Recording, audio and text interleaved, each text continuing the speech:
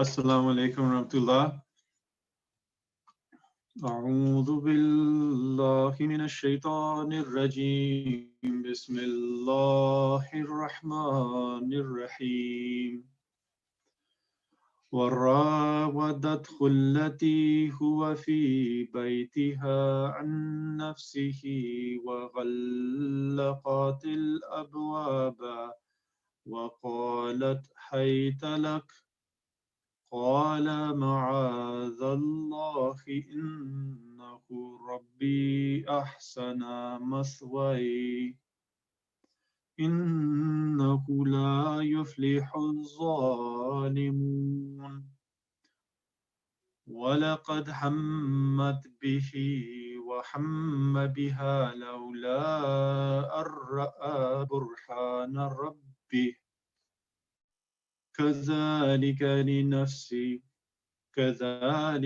لنصرف عنه السوء والفحشاء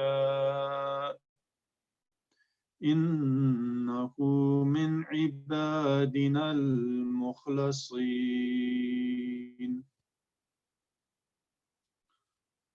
The two verses which I recited from the Holy Quran are from Surah Yusuf, ayat 24 to 25. The translation is, and she in whose house he was sought to seduce him against his will, and she bolted the doors and said, now come. He said, I seek refuge with Allah. He is my Lord. He has made my stay with you honorable. Verily, the wrongdoers never prosper. And she made up her mind with regard to him, and he made up his mind with regard to her. If he had not seen a manifest sign of his Lord, he could not have shown such determination. Thus was it that we might turn away from him evil and indecency. Surely he was one of our chosen servants. The verses which I chose from the Holy Quran are about the blessed Prophet Hazrat Yusuf alayhi salam. In the context of these verses is a trial of his life, one of the many trials that he had gone through, but shows a very great example for everyone to follow, in that when he was being seduced by his master's wife into having sexual relationships with him, he was able to resist that. The life of the Prophet Hazrat Yusuf is a very beautiful explanation or beautiful demonstration of the life of a person who lived through many ups and downs and many trials and came out very successful. And his life is that life which is reflecting or has a much similarity with the Holy Prophet sallallahu alaihi wasallam.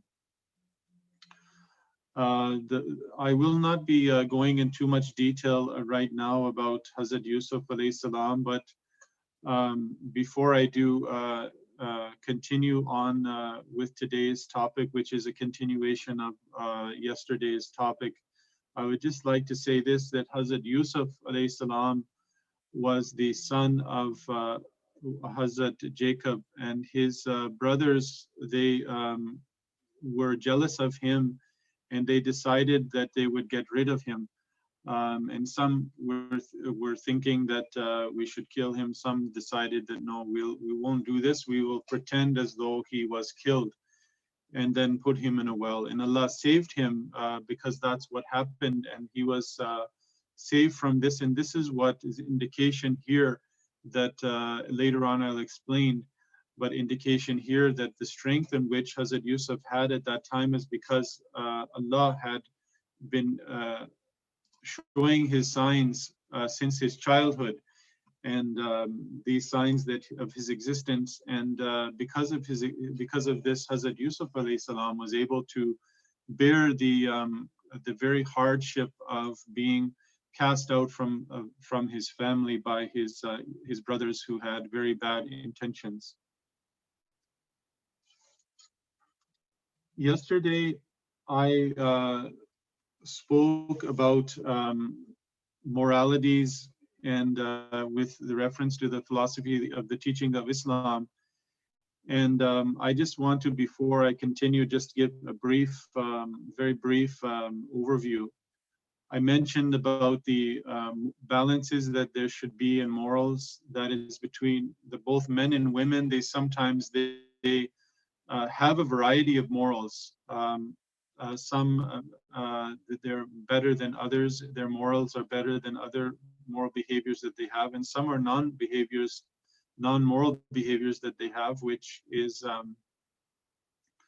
does not go together. Like, for instance, if a person is very gracious, very generous, but at the same time he or she is very impatient, these things do not go hand in hand. So we discussed that in depth yesterday. The other thing that we discussed was that the moral state of a man is termed as khulq, or which means the inner birth.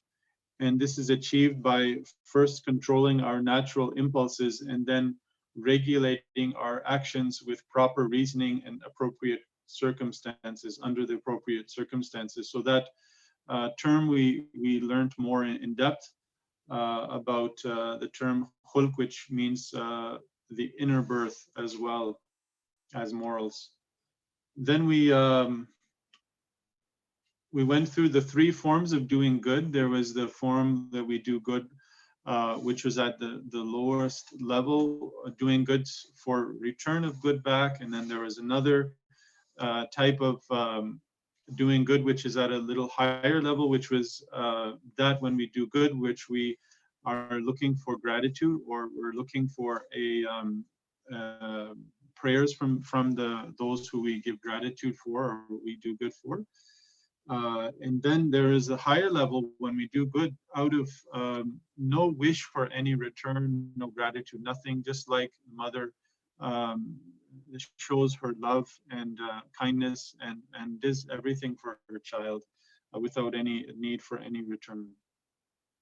Then there is what we discussed also, that in doing goodness in moral actions, there is also a possibility that we might overdo our actions of goodness, of mercy on people, that they might become obsessive. And in this context, Hazrat Masih Maud has given an analogy with the rain, that when the rain comes very heavy, it can come so heavy that it can ruin the crop. So there should be balance in how we demonstrate our morals. They should be balanced and according to time. They shouldn't be without unreasonably so excessive.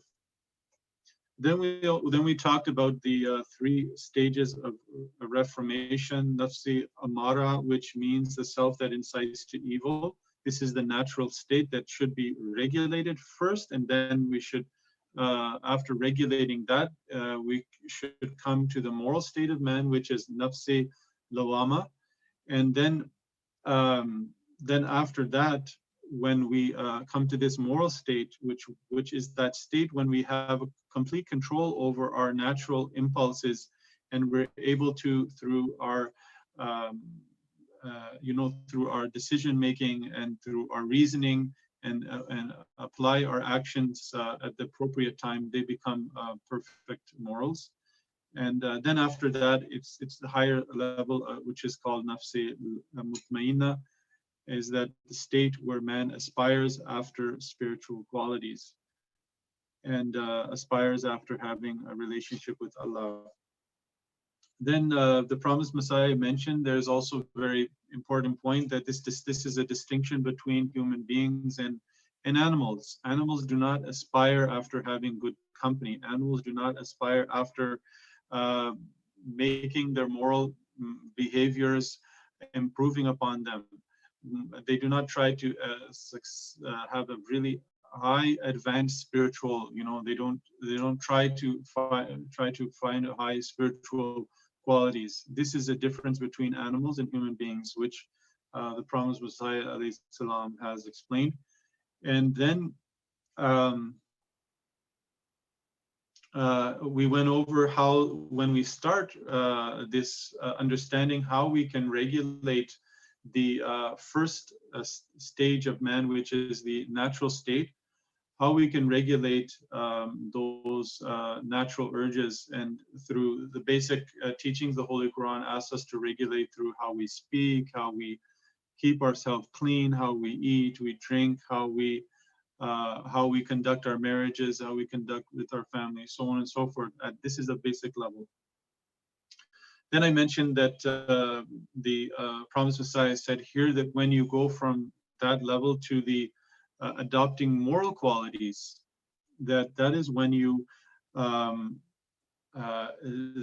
that level you have two moral qualities which are in two different categories. One category is that you do your actions, your moral actions, which are to get rid of evil and to stay away from evil.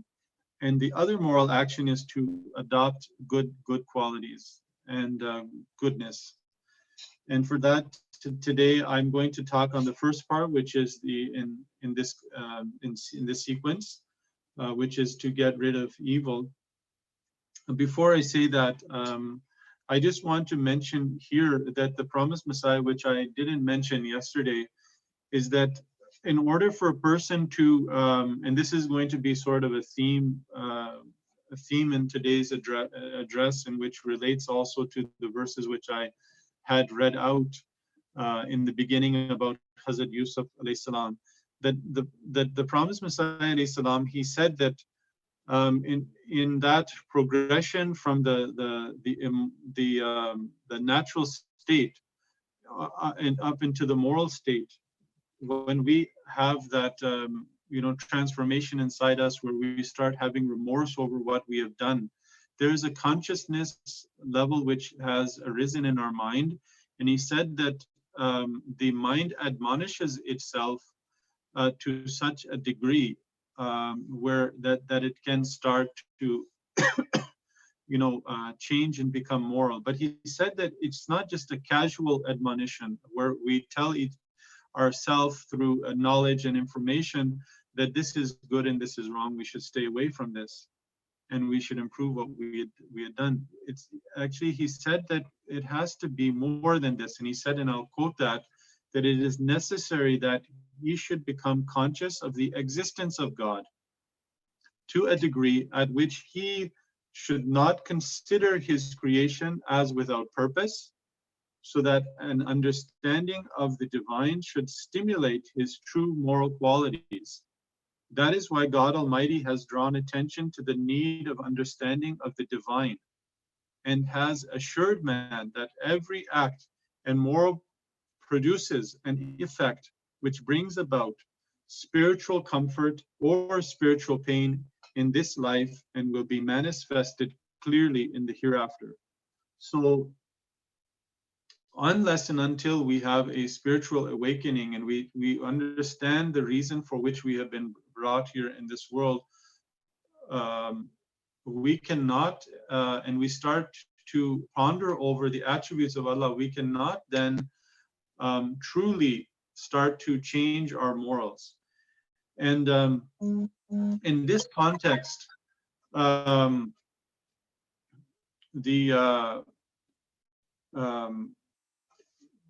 sorry, there was a point here. I just would like to stop at this point. There's a problem here with my phone.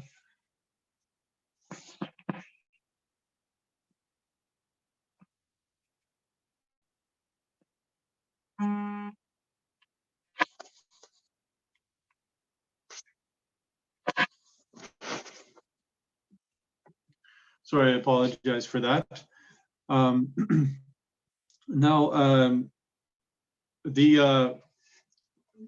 inshallah, we'll be covering this very important point after we cover the moral aspects of Reformation. the points of which we can understand about Allah, which help us to further our journey in this reformation of the self, will come later on. For now, I will turn now to the next part, which is discarding of evils. And Hazur said that the moral qualities that the true creator has appointed for discarding of evil are known by 4 names in Arabic, which has a specific name for all human concepts, behaviors, and worlds. The first is ihsan, that is to say chastity. So when a man, whether he's married or he is a man or woman, whether they are married or they are not married, they do not have the intercourse with someone outside of marriage. So they only they keep themselves chaste, or this is chastity, which is here mentioned as a quality that person stays away from this evil, this vice. The second is honesty and integrity. Hazur says that that is to say that intolerance of causing of harm to a fellow being by taking possession of his property dishonestly or unlawfully. The third is hudna or hun, which means refraining from inflicting physical pain on anyone and behaving peacefully.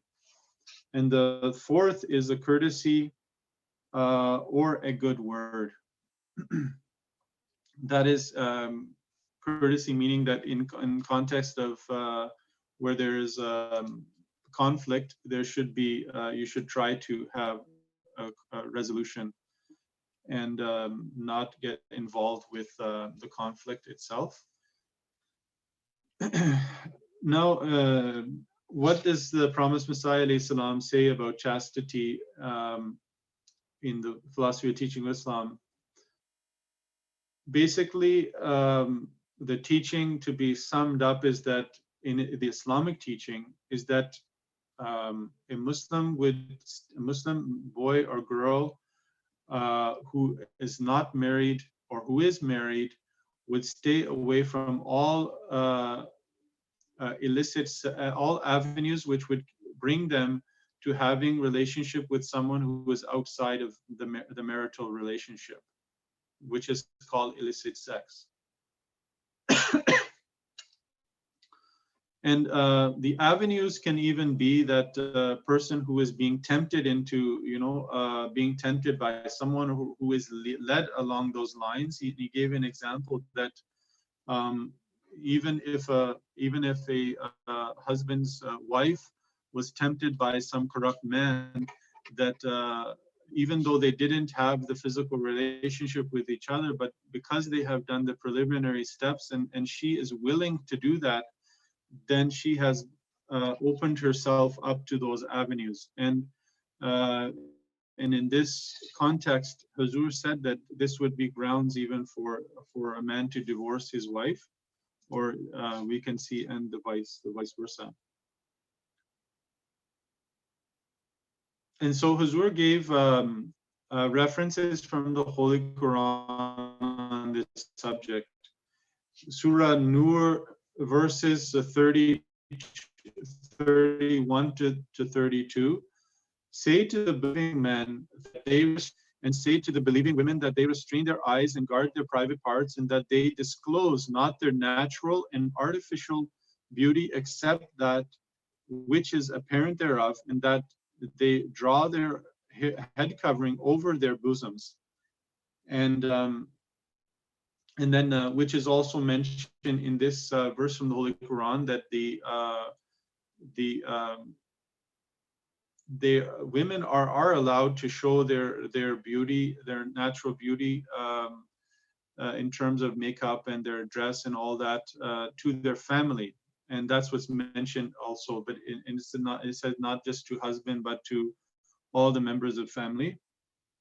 And then after this injunction, it says that, and turn to Allah altogether, O believers, that you may succeed. So following as best you can, but you should also, as a believer, you should turn to Allah for success in this regard.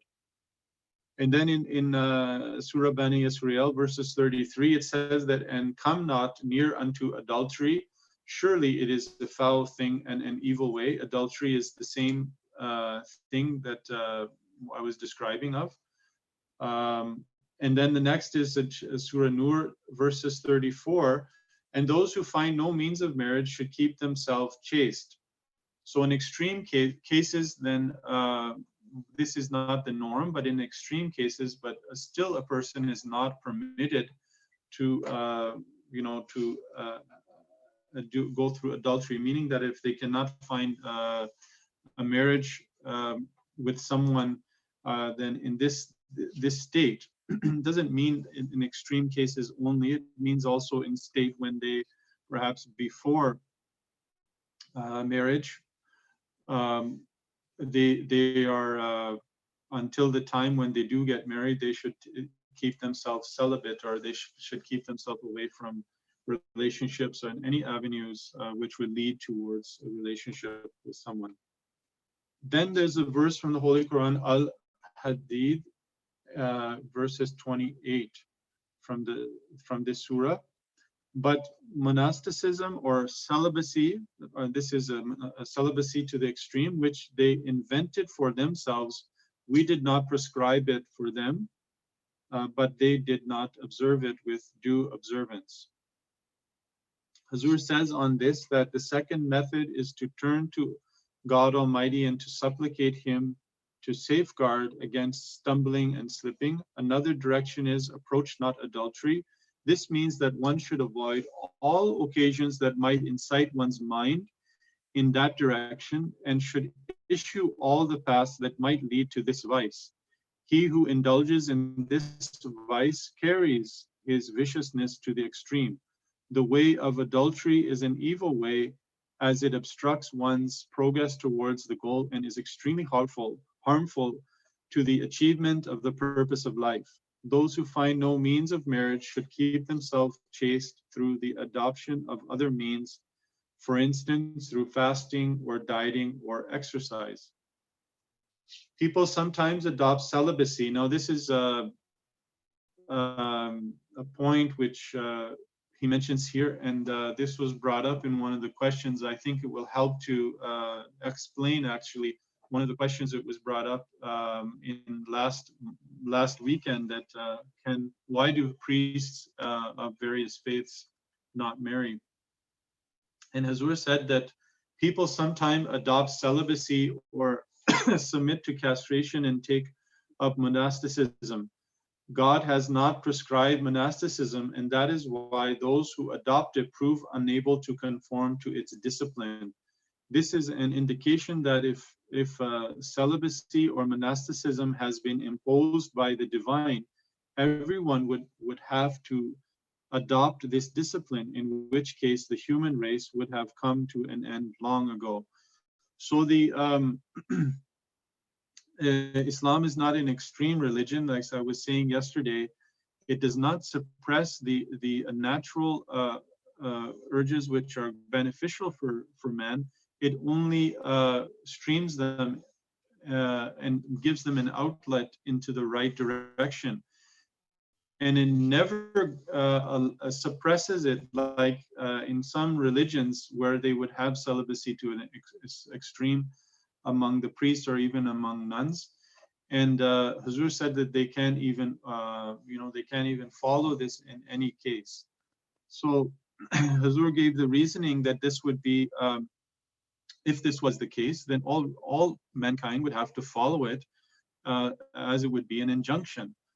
But this is not the case, because this would be against the logic and against the divine will, because then the human race would end.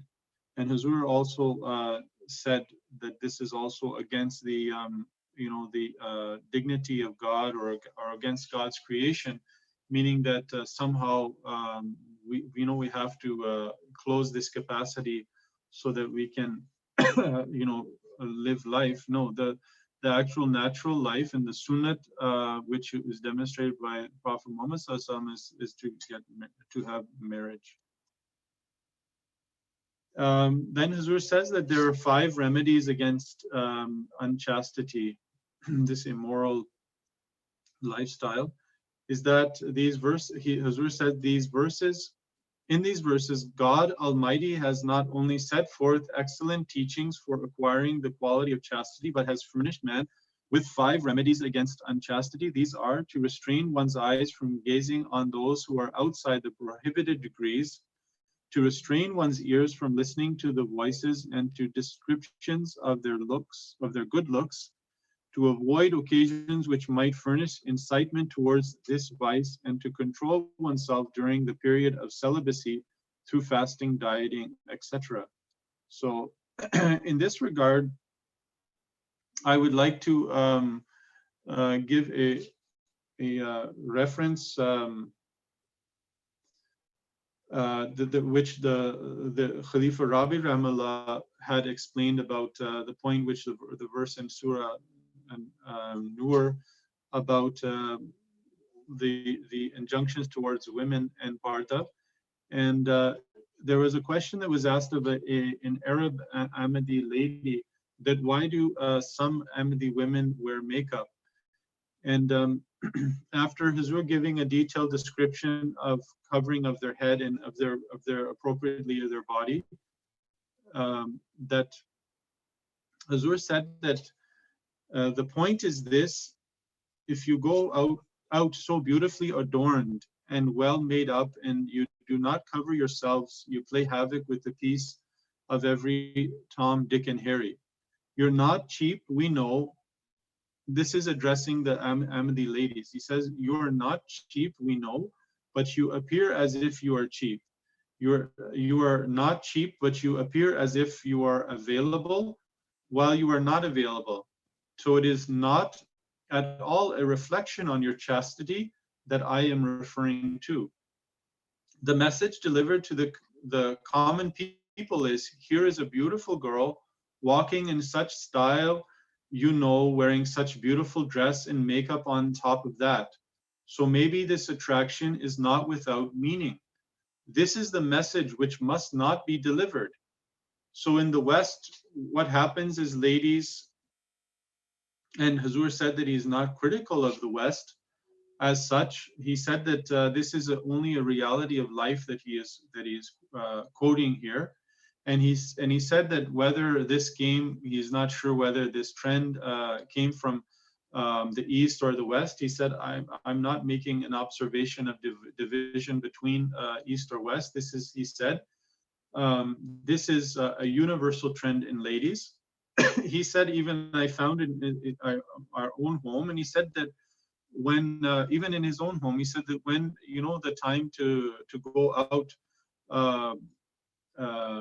the women, he said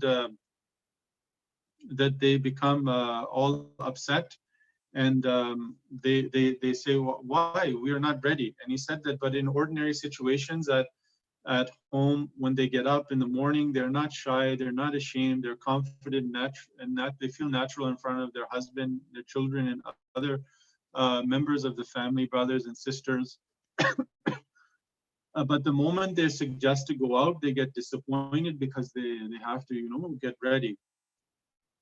And Huzur said that this, while this beauty which they're getting ready to go outside, that beauty is mentioned in the Quran, the verse which I was referring to in the beginning or earlier, is that this beauty is for not only the husband, but for the rest of the members of the family. Feel, that they feel that is a peaceful environment, and it is allowed in that environment. And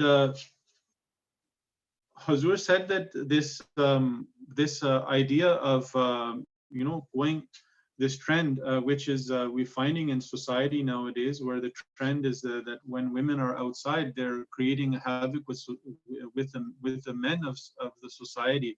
He mentioned at another time when discussing with a non-Ahmadi guest about explaining that the society that you're brought up in, the question was about parda and why the women, they have parda and they cover up this and that. And he was explaining that the philosophy behind it, where when women are adorned and they go out attracting every type of man, that what happens is that the man is so much like I said earlier, in havoc, and they are constantly thinking over this, and he said that they become having a one-track mind, and this is what Islam has tried to curb and has tried to control.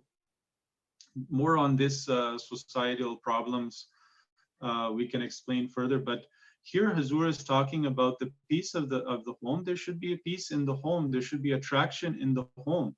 It should be set up and it should be rooted in the home.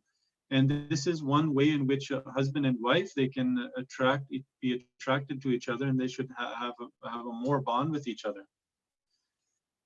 Then I would like to now come back to the verses which I recited in the beginning about Blessed Prophet Hazrat Joseph or Yusuf alayhi salam. In this context, I would like to read the commentary of those verses. Hazur said that in commentary, giving the commentary on those verses, that the verse clearly shows that the women who sought to seduce Joseph failed in her efforts, and that Joseph successfully resisted her temptation. The words "He is my Lord" referred to God and not Joseph's Egyptian master, as some commentators have wrongly supposed. It is difficult to imagine that a highly spiritual man like Joseph should have abstained from sin merely out of regard for the paltry favors of a human benefactor, and not for the unlimited blessings of God. Whatever honor Joseph had received from his Egyptian master was really in fulfillment of God's promises.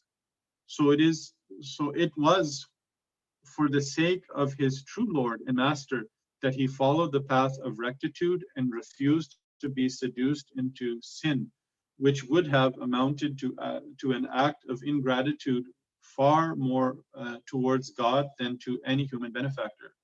So as the story goes with Hazrat Yusuf alayhi salam, that when he was in the well, he was actually his owner who got him, who saved him from the well, is the same owner here, and that same owner or his master is the one who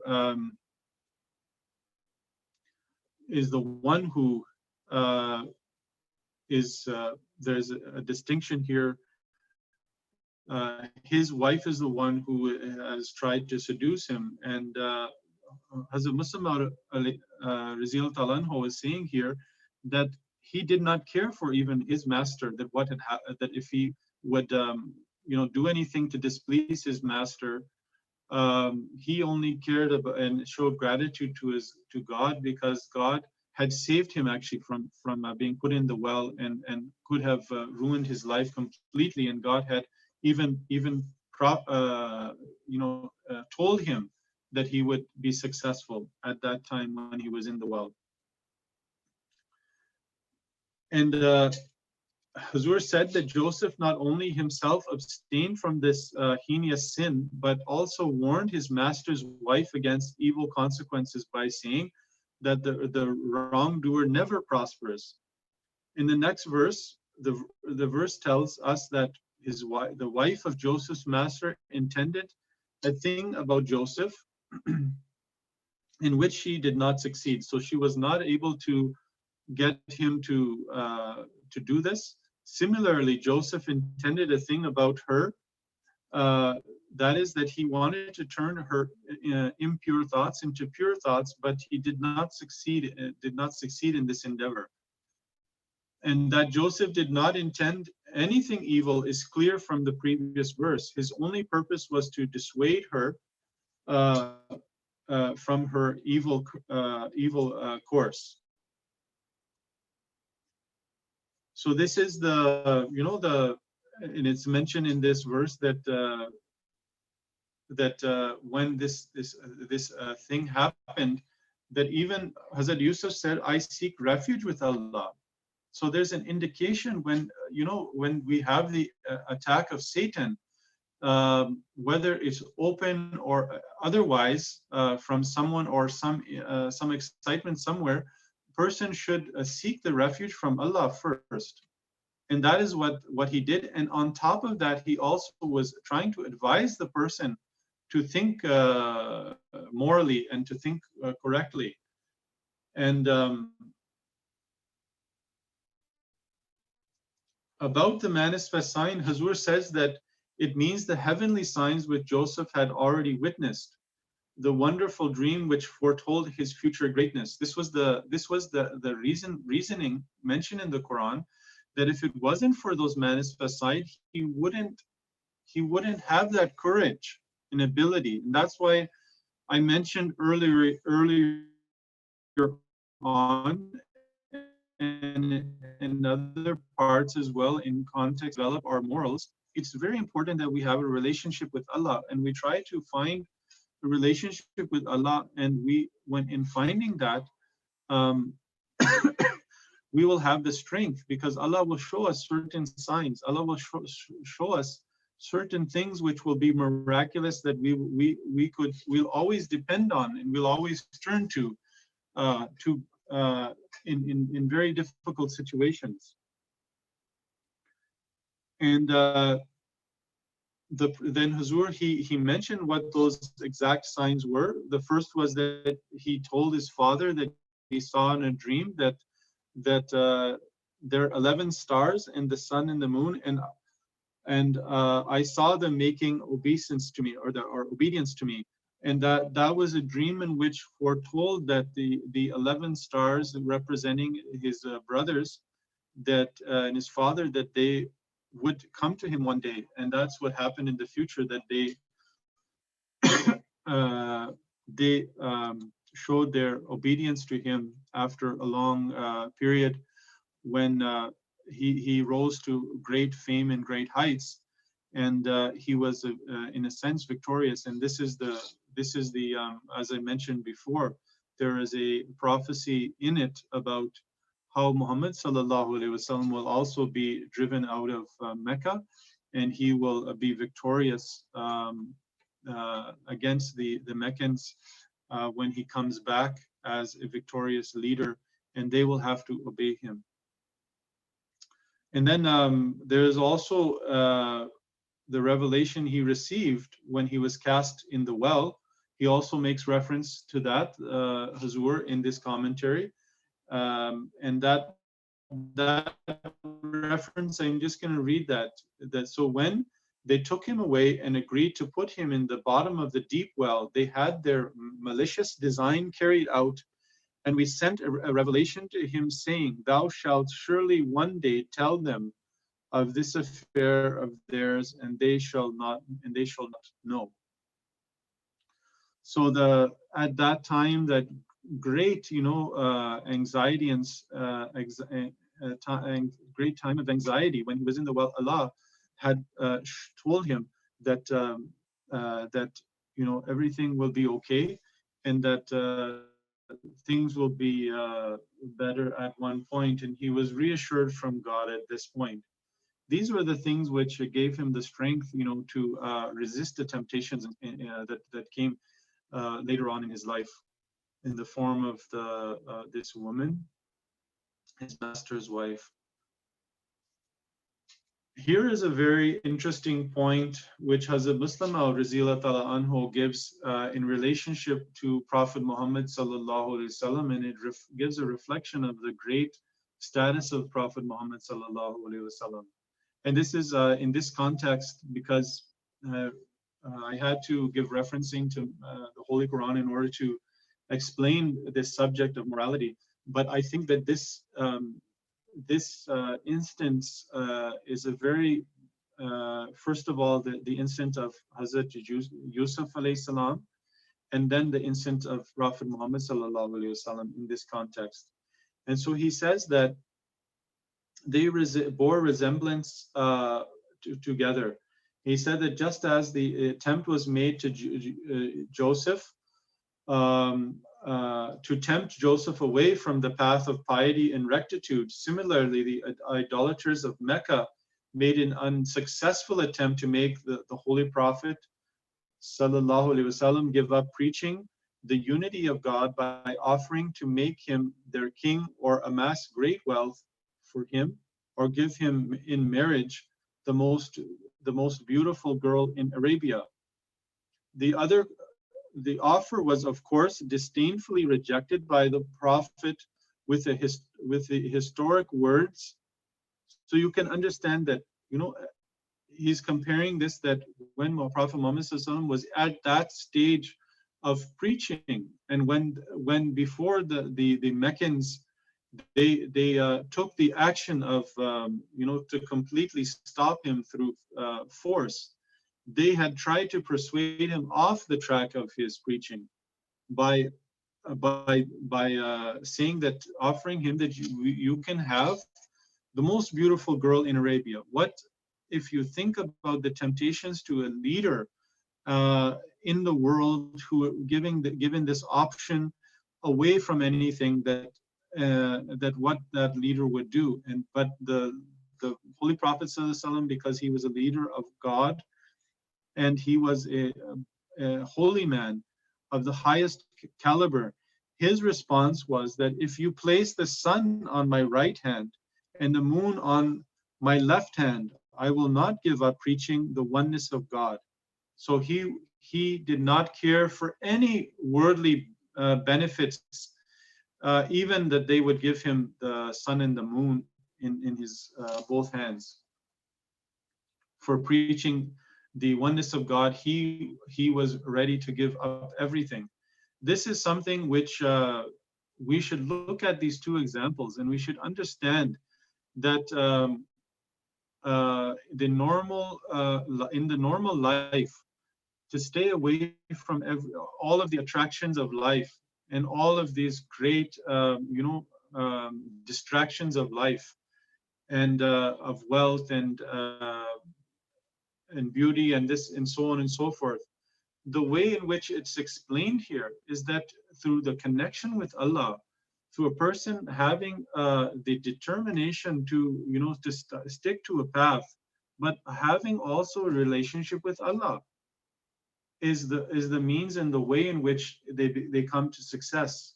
So this is a practical example of how Prophet Muhammad sallallahu alaihi wasallam was in the heights of his power, when he had all of the means in this, or he was getting to that height, but he was going to be given everything, and they were going to hand over everything. He was able to resist that.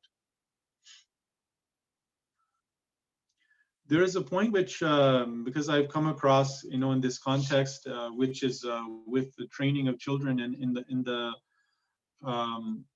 when we talk of religion, we talk of these things that we should do to follow. They may seem to be very difficult for parents, perhaps, to teach their children, and it may be very difficult, in certain circumstances. And it is very important that we try to ourselves set an example, that we try ourselves to make our houses, places which are pure, they're clean, they're not only just clean, but they're clean spiritually, that we are watching the appropriate programs and things on television. We are trying to, not only advise our family members, but we're trying ourselves to stay away from these things so that our family members will follow that example. And when we give examples, they should, when we tell them about the reasoning, how they should stay away from this and that, and we tell them that, look, mother and father are living happily together, and we had decided that we would live in a marriage and become under Islam, and we would like you as our children to follow this.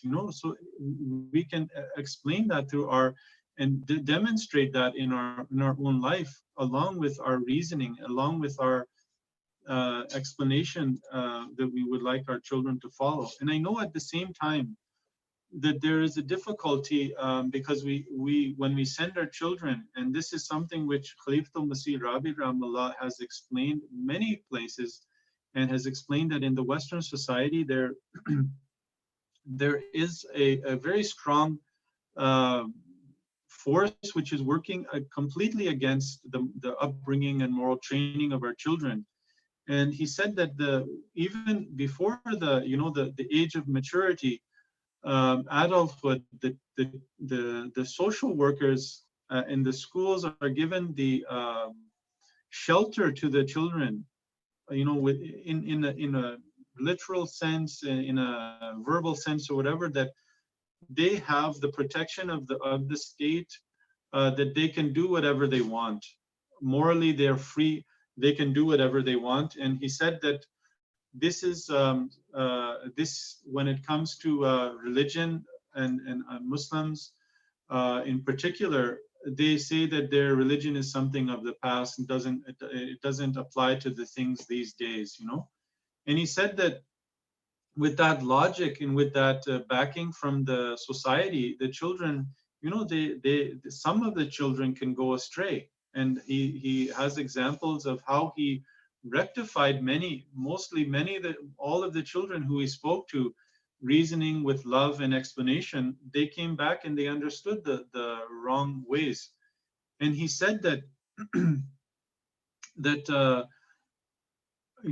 understanding that this is a great problem that we have in society, and that when we send our children to school, then when they go to school, they come back with all these different ideas which are telling them that they're free, they don't have to follow their parents, and then they become arrogant, or they become they talk back to their parents, so on and so forth. And Huzur, listening to some of his lectures, he never gave this advice that we should take our children out of the school. He was of the opinion that the children will have to, at certain state, have to live in the society. So they have to learn how to cope in that society. They have to learn how to adapt. Just as a virus is infected in a body, there is antibodies which come up and they're able to protect. And those antibodies are our advice, as our prayers, are our examples of and showing how the children they can adopt and live in this world and be protected from that. I had a dream, but it gave me an analogy that and I wanted to share it. That I was in a school and there was a flood in the school, and everyone was going in the school, and there was water, flooded in the schools, in the door, in each classroom, and there was a water. It was almost like it was a swimming pool, and everyone was having to deal with that. And I was thinking in my mind, whatever the reasoning behind that, but I was thinking, when a person has to swim, it's very dangerous. They have to go into the depths of or go into very deep water, and they have to learn how to cope in that environment. And they somehow do that without without drowning. Anyhow, that's just something that I just thought in my mind, and I came up, and I just wanted to tell you that. But the reason why I wanted to explain that is that we do have to protect our children from the danger of drowning, from the danger of when they go into these schools where they encourage, as Huzur in his own words, they encourage drug addicts, they encourage illicit sex, and they encourage so many things. And now, the things which Huzur was saying before now became even more on the higher level reality, where it's become completely legalized. the drugs in society, and the stages and further stages of the moral degradation, corruption of society has become even more worse than before. So we have to counter that um, in our own person, in our own life, and we have to give reasoning explanation. And that's why I try to explain the background and philosophy of the teaching of Islam from the promised Messiah's own writing, which is actually a counter argument to the arguments today, which are that we can just follow our natural bent urges and we can do whatever we want. But if we actually look at the teachings of Islam, the philosophy of teaching of Islam, how it's explained, how it's how it gives the explanation of everything, that then we start to understand how we can apply the faith realistically, and how the philosophies and everything that they are, in the society, Western societies are trying to put into our minds of the children, or even minds of adults, and everyone, is that is at odds with it, and is not right. And at this point, I want to finish with still this story that Hazur was talking about, the children, and how we deal with them. He said that, when it comes to dogma or the faith itself, of course there might be some, he said, some parents who are upset, and they try to coerce their children when it comes to faith and their religion, that they should follow this dogma. He said, when it comes to this, we should only use conviction, we should only use rationality and our logic, and try to explain to them about the faith. But he said, when it comes to we shouldn't use force in this instant, but when it comes to, if they're doing anything immoral, they're doing something wrong, the parents have the right to morally do something to stop them, to force them to stop, because it's something detrimental.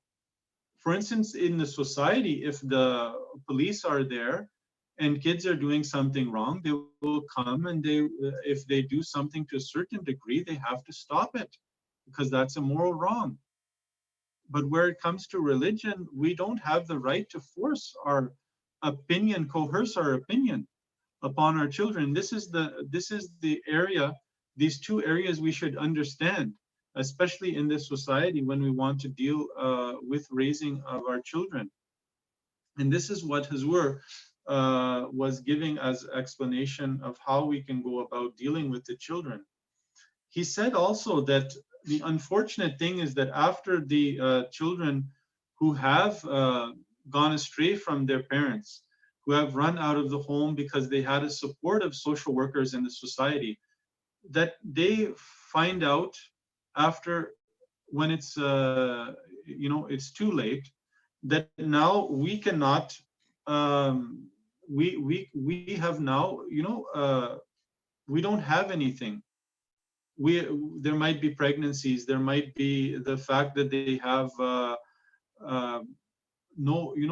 their social life with their the society which they're brought up in is completely cut off, because they're turned away from that, because of turning away from opposing their parents' background and their way of life. So they're also rejected from that. So what they end up living in among those people who don't respect them. And he said that in some extreme cases, they're just with groups of boys and going from here into there, and they don't have any peace. And they said that at this end, when it's too late, they realized that protection society was giving them was not for their interest, was not for their sake, was not helping them. And the other important thing, the other logic is that we should tell our children, and those who are listening, they should also understand that this system or the society, which is based upon the dating system and just having freedom of doing whatever we want socially, in this kind of society, there is never any real peace of mind, because the husband, when he sees his wife going out and knowing, and also the wife sees her husband going out, and they have had this background of dating and having relationship, open relationship, whatever type, that at a certain time, people, they can never start enjoying the relationship with anyone, because they have a doubt on each other. They don't have a true trust in each other, and they start to really have pain inside, because they do not trust everyone. And this is the sad fate of the society that we live in today. But it's a reality, and it's something that we should, we should understand. And that's why Islam says that we should stay away from all these avenues, so that we can have success in our life, and we can have a peaceful life, and we can have a successful life, um, in a very controlled and but moderate family life. And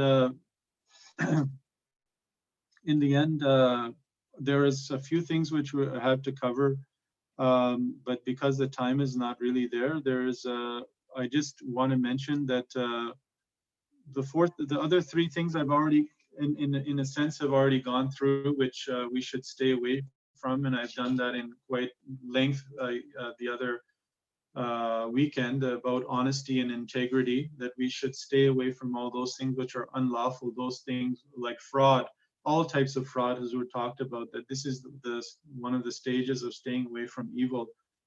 And and then the other one was that we should never inflict pain upon anyone. This is also the concept of reconciliation. We should always be there to reconcile and to help when there is a conflict situation. This is how we another stage of staying away from evil. And then the last is the word of good, giving a word of good, as opposed to, he's saying, Hazur gave the explanation here, is that we shouldn't go around defaming people, saying bad names, nicknaming, backbiting, having suspicion, spying on people. All these type of things are divisive.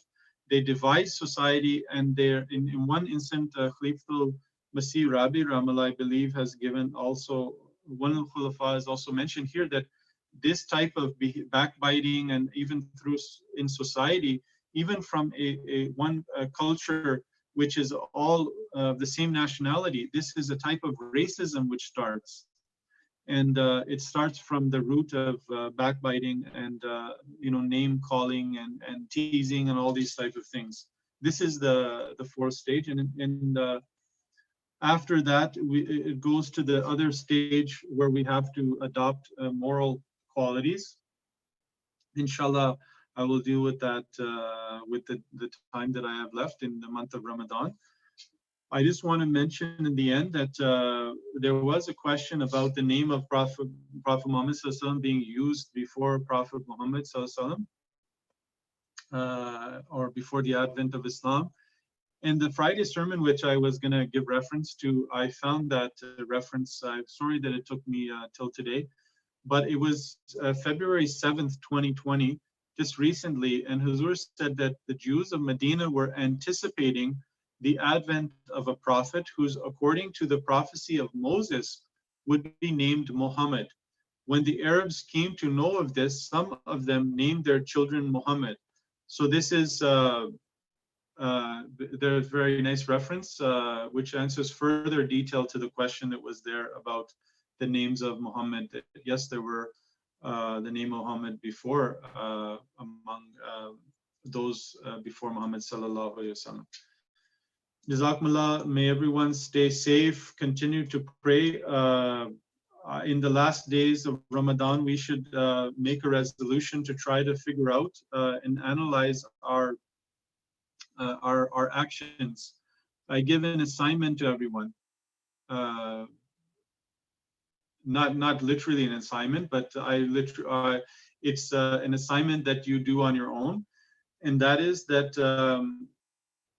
everyone should try in these last days, take a day or more, and analyze your day from the beginning to the end. Analyze your actions, analyze how you behave with other people, with your family members when you go out. Analyze how you do your work, what motivates you to do your things. Do you have any hidden, anything hidden which you should try to correct and improve upon? So this is a month of Ramadan. All throughout the year, we should be trying to analyze how we can improve ourselves. But this time is the best time because we have that time. We're in, that we're confined in our homes. Primarily, everyone is. And then we have, the time of etikaf where we're confined to even more if we choose so. So why don't we use this time? And I mentioned as an assignment, just by making a focus to it, that why don't we check to see, in our life, analyze a day, analyze a couple days, see what is motivating behind our actions. Do we do our actions because we want to please someone, or we want to get something in return? Do we do because we want to get the pleasure of Allah? Do we do, what is the motivation behind our actions?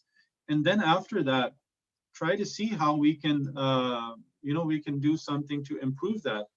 And then we should pray to Allah that Allah give us that ability, that strength, so that we can carry out that change throughout the year. Jazakumullah. Thanks to everyone for giving their time to listen to this dars. I thank also those who are doing the translation of this dars for their efforts, and continue to pray for the Jamaat, everyone, and for this coronavirus to end. Continue to pray for the success of the Jamaat, for all the Muslims in the world and humanity in general. May Allah help the humanity overcome the problems that it faces and keep it safe, and may humanity turn back to God. Ameen. Jazakumullah. Assalamu alaikum wa rahmatullah.